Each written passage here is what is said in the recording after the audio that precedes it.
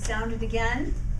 So it's my pleasure to announce our final humorous speech contestant of the day. That is Kelly Smith with his speech of the Fanatics.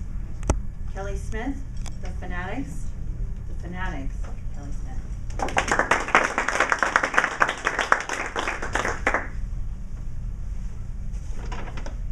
How many of you remember that old song by Queen? I want to ride my bicycle. I want to ride my bike. I want to ride my bicycle. I want to ride my bicycle. Now, when I was a kid, I loved riding my bike. My dad bought me a big bike when I was little, expected me to grow into it. It only took about 10 years. It was huge. It had those handlebars that come up like this. Had a banana seat. And I got pretty good. I'd ride it down the street. I'd stand on the banana seat, go like this and look at my mom. Hi, Mom. She'd go, oh, great, son. When my son does little tricks for me, I say, great, son, now get down. I mean, back in my day, the medical bills was like $300 to have a baby, right? You can't even get a tetanus shot for that. Now, a couple years ago, I bought a bike to take my family on trips and scouts and bike trips. Bought it at Target, $169. And that's about how much it weighs, too. It's not one of those bikes that the Fanatics have. I mean, you've seen the bicycle Fanatics, right? They got the helmet, the wraparound sunglasses, the skin-tight, multicolored jersey and their 2% body fat body, the gloves, the Lycra padded shorts, and the click-in shoes. They also have a $5,000 bike that weighs about 9 pounds. Now, have you ever seen the Tour de France? You're familiar with that. It's the biggest bike race in the world, right? And the leader always wears a yellow jersey. I don't know why. Maybe it's like greyhounds chasing a rabbit around a track, give them something to shoot for. The closest thing I'm ever going to come to a yellow jersey is my Walk for Animals t-shirt with a Pickles logo on it. That's about as close as I'm ever going to get. Right?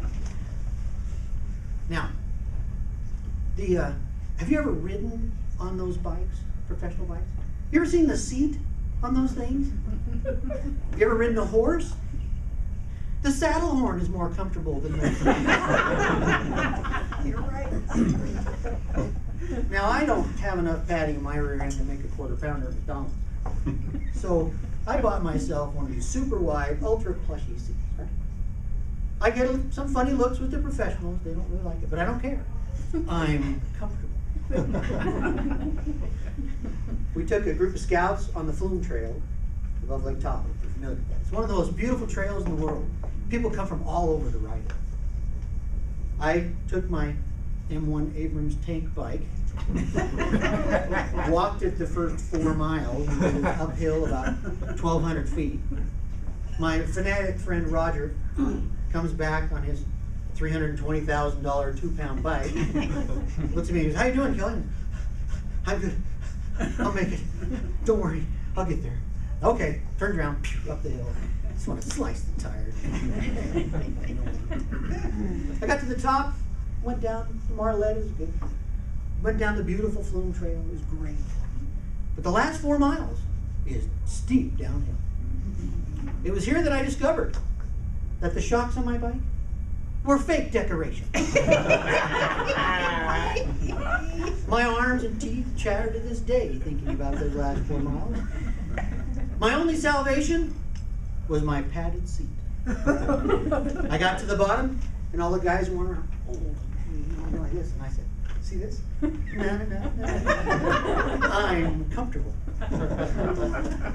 Now, many of you have a dog, and you like to walk the dog. And I know people that like to take their dogs on a bike ride. I got you all beat. I got a dog that lives to pull me on a bike. Like a husky pulling a sled dog.